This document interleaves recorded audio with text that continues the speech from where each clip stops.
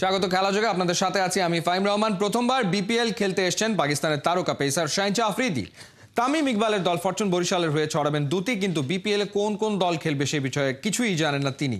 বাংলাদেশের পেসারদেরও প্রশংসায় মেতেছেন শাহিন আফ্রিদি। রহমান পেয়ারের রিপোর্ট। রিয়াদ রিশাদের মুখে চওড়া হাসি। কারণটা কি শাহিন শাহ আফ্রিদি বিপিএল এর সবচেয়ে বড় বিদেশি তারকা তিনি। বাংলাদেশে এসে 12 ঘন্টারও কম সময়ের মাঝে শুরু করে দিয়েছেন প্রস্তুতি। তামিম ইকবালের ফোনেই ফরচুন বরিশালের হয়ে খেলতে রাজি হয়ে যান তিনি। Whenever Tamim called me, last time I was busy in the international schedule, so this time, yeah, of course, like for last 2-3 years I miss, and this year I had the time, and of course I was play good cricket here, so that's why. প্রথমবারের মতো BPL খেলতে শুক্রবার রাতে বাংলাদেশে এসেছেন পাকিস্তানি তারকা। তার কণ্ঠে বাংলাদেশি পেসারদের প্রশংসা। That was a good bowling unit. বাংলাদেশে এখন দারুণ bowling unit. Taskin leading bowler, তরুণ রানা অনেক ভালো করছে, উচ্চতা অনেক, গতিও বেশি। ভবিষ্যতে আরো অনেকেই উঠে আসবে। লাল বলের ক্রিকেটেও খেলবে তারা। লাল বলের ক্রিকেট যত খেলবেন তত উন্নতি করবেন। বিপিএল এর পেশাদারিত্ব নিয়ে অনেক দিন থেকেই প্রশ্ন। এত দিনেও তৈরি হয়নি টুর্নামেন্টের ব্র্যান্ড ভ্যালু। আসর শুরু হওয়ার দুদিন আগে বেশিরভাগ দল এখনো তাদের অধিনায়ক করেনি চূড়ান্ত। শাহিন আফ্রিদি বলছেন, অধিনায়ক কারা জানা দূরে থাক, কোন কোন দল খেলছে সেটাও নাকি তিনি জানেন না। আমি জানি না কোন দলের অধিনায়ক কে, এমনকি আমি এখনো জানি না দলগুলো কি কি। আমি শুধু আমার দলের হয়ে খেলার কথা জানি এবং তামিম আমাদের অধিনায়ক। এবারের বিপিএল এ দেখা যাবে জামাই শ্বশুর দ্বৈরথ, দুই আফ্রিদির লড়াই। ফরচুন বরিশালের হয়ে দুটি ছড়াবেন শাহিন আফ্রিদি। চিটাগং কিংসের মেন্টরের দায়িত্ব পালন করবেন তার শ্বশুর শাহিদ আফ্রিদি। কেমন হবে শাহিনের রাইভালরি? শ্বশুরের সাথে বন্ধু সুলভ জামাই Afridi. For me, it's good thing he's not playing, so we're not like facing each other in the ground. So yeah, he's a mentor, and I hope the Bangladeshi youth and young cricketer will learn a lot from him. Day before yesterday, we played badminton to each other. So yeah, that is again. টুর্নামেন্টের শেষ পর্যন্ত খেলতে পারবেন না শাহিন আফ্রিদি। 15 জানুয়ারি পর্যন্ত বাংলাদেশে থাকবেন তিনি। ফরচুন বরিশালের হয়ে 5টি ম্যাচ খেলতে পারবেন তারকা পেসার। রহমান পেয়ার, 71। আসন্ন বিপিএলকে সামনে রেখে বরিশালের তারকা খচিত দলের অনুশীলন চলছে পুরো দমে। তামিম, মুশফিক, শান্তদের নিয়ে গড়া শক্তিশালী ব্যাটিং লাইন আপে আছেন মাহমুদুল্লাহ রিয়াদও। ওয়ানডেতে ফর্মের তুঙ্গে থাকা রিয়াদ বিপিএল এ শেষ টেনে আনতে পারলে নির্ভর থাকবে চ্যাম্পিয়ন বরিশাল। বিস্তারিত রান আহমেদের রিপোর্টে। তামিম, মুশফিক, শান্ত দেখা মিলছিল সবার। তবু বরিশাল ফ্যানদের চোখ যেন খুঁজে ফিরছিল আরেকজনকে। তিনি মাহমুদুল্লাহ রিয়াদ, যিনি অনুশীলনে না থেকেও ছিলেন আলোচনায়। অবশেষে দেখা মিলল তার। গা গরমের সময়টাতে মিরপুরের হালকা রোদ যেন মিষ্টি হাসি হয়ে ফুটেছিল তার মুখে। এমন নির্ভর রিয়াদকেই তো দলে চাইবে বরিশাল। তামিম, হৃদয়, মুশফিক, শান্ত দলে আছেন, তবুও রিয়াদের ব্যাট মানে ফিনিশিংয়ে নির্ভরতা। আর সাম্প্রতিক সময়ে ব্যাট হাতে রীতিমতো যেন উঠছেন এই ব্যাটার। ওয়েস্ট ইন্ডিজ সফরে 3 ওয়ানডেতেই ক্যারিবিয়ান বোলারদের পিটিয়ে করেছেন ছাতু। 50-এর নিচে যেন রান করতেই ভুলে গিয়েছিলেন তিনি। 3 ওয়ানডেতে মোট রান করেছেন 196, যার মধ্যে 2 ইনিংসে ছিলেন অপরাজিত। তার আগে আফগানদের বিপক্ষে শেষ ওয়ানডেতে মাত্র 2 রানের জন্য করেছিলেন সেঞ্চুরি মিস। রিয়াদের মতো এমন অভিজ্ঞ ব্যাটারের ব্যাটে রান বন্যা নিঃসন্দেহে স্বস্তিতে রাখবে ডিফেন্ডিং চ্যাম্পিয়ন বরিশালকে, প্রশস্ত করবে তাদের শিরোপা ধরে রাখার রাস্তা। রায়ান আহমেদ, 71। হাতের কর গুনে বিপিএল শুরুর বাকি আর মাত্র কয়েকদিন, কিন্তু সিলেট স্ট্রাইকার স্কোয়াডের প্রাণভোমরা মাশরাফি বিন মুর্তজাকে আদৌ এবারের আসরে দেখা যাবে কিনা তা নিয়ে ধোঁয়াশা কাটেনি। 5 আগস্টের পর পর্দার আড়ালে চলে যাওয়া মাশরাফির ব্যাপারে কোনো সিদ্ধান্তই নিতে পারেনি টিম সিলেট। সাবেক টাইগার কাপ্তান প্রফেশনাল ক্রিকেট খেলার মতো ফিট কিনা সেটা পরিষ্কারভাবে বলতে পারছে না কেউ। খালিদ জামিলের রিপোর্টে বিস্তারিত। মাশরাফি বিন মুর্তজার অবস্থান এবারের বিপিএলে কোথায়? তিনি কি আনফিট? রাজনৈতিক পরিস্থিতি বিবেচনায় এবং মাথার ওপর মামলার খড়গ ঝোলায় দেশের সবচেয়ে বড় টুর্নামেন্টে তিনি কি আনঅ্যাভেলেবল, নাকি অন্য কোনো কারণে স্রেফ সময় নিচ্ছেন? এই সব প্রশ্নের বাইরে যেটা জানা সবচেয়ে বেশি জরুরি তা হলো এবার ম্যাচ আদৌ খেলবেন কিনা। ফিটনেস ইস্যুতে 22 গজে নামতে না পারলেও অন্তত সাইডলাইনে এসে বসবেন কিনা, সেটাও তো বড় প্রশ্ন। এই টিমের ওতপ্রোত অংশ হচ্ছে মাশরাফি, এবং আমরা ডিপেন্ড অন সিচুয়েশন, ও কি ফিল করতেছে, ফিটনেসের অবস্থা কি, কথাবার্তা তো চলতেছে ওর সাথে, বাট ডিপেন্ড অন সিচুয়েশন কি হয়। এমন অনিশ্চয়তাই যদি থাকবে, মাশরাফি যদি আনঅ্যাভেলেবলই হবেন, তবে সেটা সবার জানার কথা অন্তত ড্রাফটের আগে। কোন ক্রিকেটারকে কত দিনের জন্য পাওয়া যাবে সেটা জেনেই ড্রাফট টেবিলে বসা যে কোনো ফ্র্যাঞ্চাইজি লিগের ক্ষেত্রে পরিচিত পেশাদারি চর্চা। তবে বিসিবির সাজানো প্লেয়ার্স লিস্টের বি ক্যাটাগরিতে থাকা ম্যাচকে নিয়ে তেমন কোনো বার্তাই ছিল না। নিজেদের দ্বিতীয় ডাকেই তাই মাশরাফিকে টেনেছিল চা বাগানের শহর। বিপিএল শুরুর আগে সিলেট ফ্র্যাঞ্চাইজির এই ইস্যুতে মাশরাফির নামে পল্লবী থানায় মামলাও হয়েছে, তবে পরে আর সেই অভিযোগের পক্ষে কোনো প্রমাণ হাজির করা যায়নি। এর আগে বিপিএল এর নানা আসরে মাশরাফি বেশ কয়েকটা দলের হয়ে খেললেও শেষ কয়েক সিজনে সিলেট হয়ে যায় তার নিজের বাড়ির মতোই। তার ক্যাপ্টেন্সিতেই প্রথমবার রানার্স আপও হয় লো বাজেটের দলটাও। গেল আসরেও ছিলেন নেতৃত্বে, তবে ফিটনেস ক্রাইসিস আর রাজনৈতিক ব্যস্ততায় পুরো টুর্নামেন্ট খেলা হয়নি। তবে এবারে ম্যাচ দলে থাকছেন না, সেটা ধরে নিয়েই এগোতে হচ্ছে সিলেট ম্যানেজমেন্টকে। অকশন থেকে যাদেরকে নিছি তারা সবাই অ্যাভেলেবল ছিল, এক্সেপ্ট মাশরাফি ছাড়া। আর আমাদের ফরেন প্লেয়ার আজকে 2 জন ছিল, 2 জন হোটেলে অলরেডি চলে আসছে, আর বাকিরা অন দ্য ওয়ে। মাশরাফির বিপিএল খেলা নিয়ে কেন এত লুকোছাপা? সোজা কথায় যাকে ঘিরে গড়ে উঠেছে ফ্র্যাঞ্চাইজিটি, সেই ক্রিকেটারের সাথে দলের আন্তঃযোগাযোগ এত দুর্বল হওয়ার কারণই বা কি? সেই প্রশ্ন এখন উঠছেই। ম্যাচ যে বাংলাদেশের ইতিহাসেরই সেরা অধিনায়ক তা নিয়ে দ্বিমতের সুযোগ নেই। তাই শঙ্কা জাগছে স্বৈরাচারী সরকারের সময় আয়োজিত বিপিএল এর প্রায় সবকটা আসর নানা কারণে সমালোচিত। এবারে সেটা আদৌ সব বিতর্কের ঊর্ধ্বে থাকতে পারবে তো? খালিদ জামিল, ৭১। এনসিএল শেষে বিপিএল এ পাখির চোখ করেছেন জিসান আলম। খেলতে চান ভয় ডরহীন ক্রিকেট। বাবা চাচার পর নিজেকে দেখতে চান ন্যাশনাল টিমের জার্সিতে। সে পরিকল্পনা মাথায় রেখে রাজশাহীর হয়ে দুরন্ত কিছুর অপেক্ষায় এই hard hitter batter. Mahmudul Hasan সজীবের রিপোর্ট।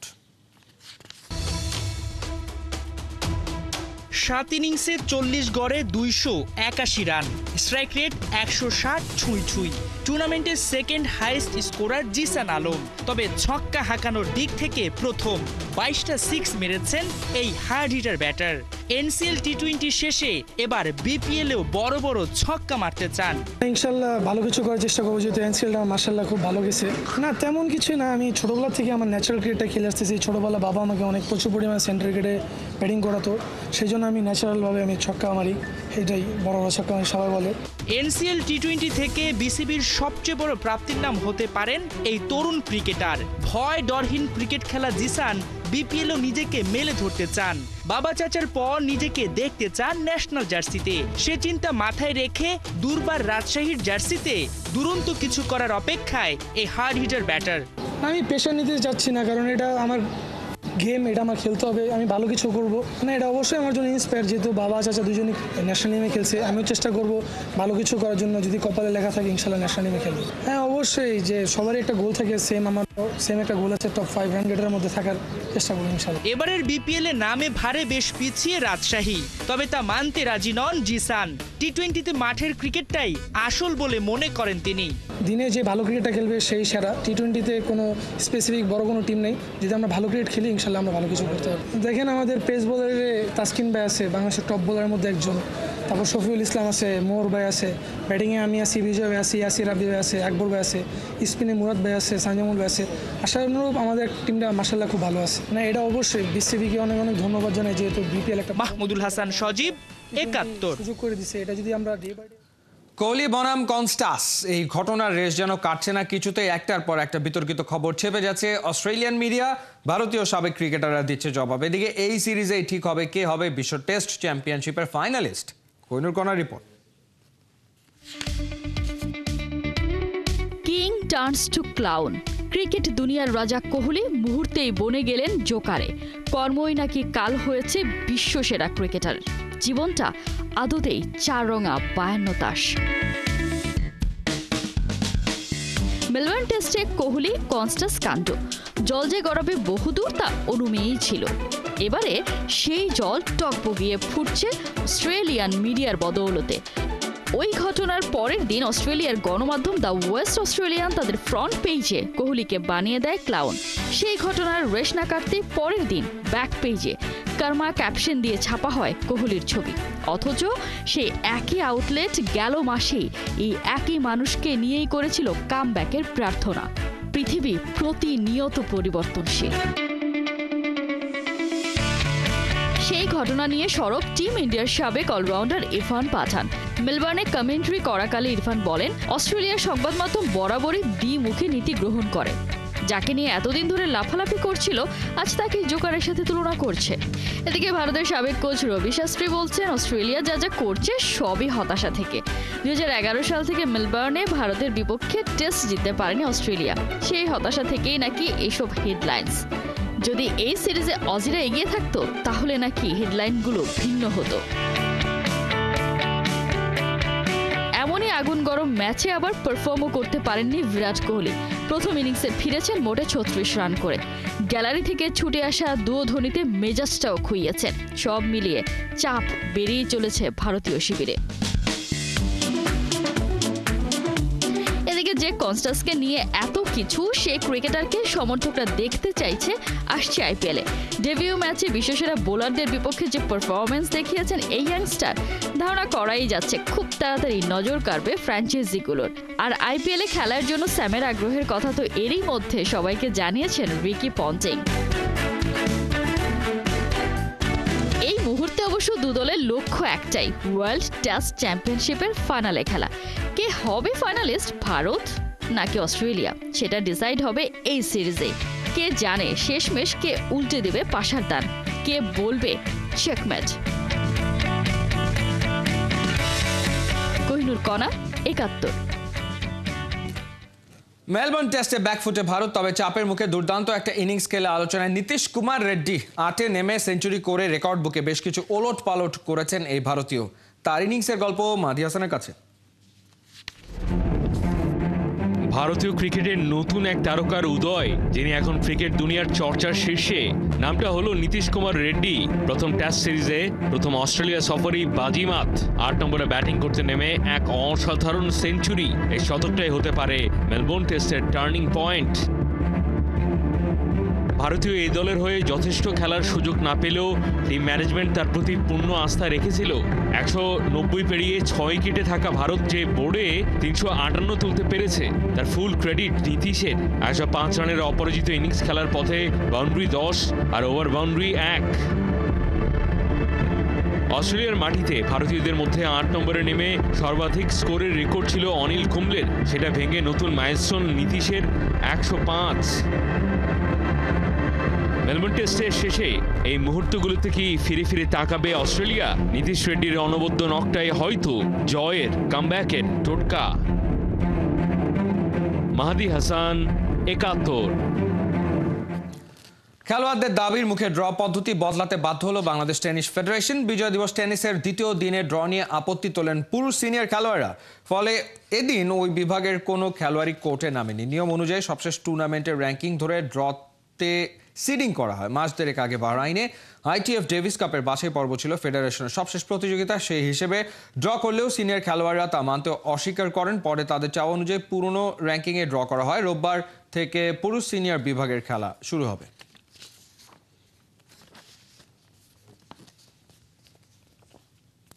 ফ্রেঞ্চ লিগ 1-এর চেয়ে সৌদি লিগ ভালো। গ্লোব সকার অ্যাওয়ার্ড 2024-এর পুরস্কারের মঞ্চে এমন বিস্ফোরক মন্তব্য করেছেন ক্রিস্টিয়ানো রোনালদো। এর পেছনে অবশ্য ব্যাখ্যাও দিয়েছেন CR7। বর্ণাঢ্য ক্যারিয়ারে কোচ কিংবা ম্যানেজার হতে চান কিনা এমন প্রশ্নের উত্তরে রোনালদো জানান, ক্লাবের মালিক হতে চান পর্তুগিজ সুপারস্টার। কোন ক্লাব সে বিষয়ে অবশ্য মুখ খোলেননি। বিস্তারিত মেহেদী নাইমের রিপোর্টে। আলো যখন অন্যদিকে থাকে তখন সমালোচনা বা বিতর্কিত মন্তব্য করেই আলো কাটতে হয়। 39-এর রোনালদোর যেন হয়েছে সেই দশা। এবার গ্লোব সকার অ্যাওয়ার্ড অনুষ্ঠানে গিয়ে এমনই এক বিতর্কিত মন্তব্য করে লাইমলাইটে পর্তুগিজ সুপারস্টার। দুবাইয়ের গালায় অ্যাওয়ার্ড নাইট। গ্লোব সকার অ্যাওয়ার্ডের সেরা পুরুষ ফুটবলারের পুরস্কার উঠল রিয়াল মাদ্রিদের ব্রাজিলিয়ান ফরওয়ার্ড ভিনিসিয়াস জুনিয়রের হাতে। 18 জনকে পেছনে ফেলে এই পুরস্কার জিতেছেন তিনি। ব্যালন ডিওর না জেতার আফসোস হয়তো কিছুটা হলেও কমবে ভিনির। শুধু তাই নয়, ভিনির এই পুরস্কার না জেতায় ব্যালন ডিওর অনুষ্ঠানে যাননি রিয়াল মাদ্রিদের কেউই। সেই ক্লাবকেই 2024 সালে বিশ্বের সবচেয়ে সেরা ক্লাবের পুরস্কার তুলে দেওয়া হয়েছে। সেরা মিডফিল্ডারের পুরস্কার জেতেন রিয়াল মাদ্রিদের ইংলিশ তারকা জুড বেলিংহাম। সেরা কোচের পুরস্কার গেছে রিয়ালের ঘরেই। 7 জনকে পেছনে ফেলেছেন Real Madrid master mind Carlo Ancelotti. সব জায়গায় লস বাঙ্কোদের জয় জয়কার। আসল বিপত্তিটা বাধে রোনালদোকে সেরা মিডল ইস্ট ফুটবলার পুরস্কার দেওয়ার পর। মঞ্চে তিনি মন্তব্য করেন, ফ্রেঞ্চ লিগ 1-এর চেয়ে সৌদি প্রো লিগ ঢের ভালো। দর্শক সারিতে তখন অনেকের নীরবতা। এর পেছনে অবশ্য কারণও বলেছেন পর্তুগিজ সুপারস্টার। ফ্রান্সে শুধু পিএসজিই আছে, বাকিগুলো শেষ। 38, 39, 40 ডিগ্রি আবহাওয়ায় খেলার চেষ্টা করুন, দেখুন কতটা কঠিন। সৌদিতে চ্যাম্পিয়ন হওয়া সহজ নয়। এই বছর আল হিলাল শক্তিশালী দল, তবু আল ইত্তিহাদ টেবিলের শীর্ষে। চ্যাম্পিয়ন হতে আল নাসরকে বেশ ভালোই প্রতিযোগিতায় নামতে হবে।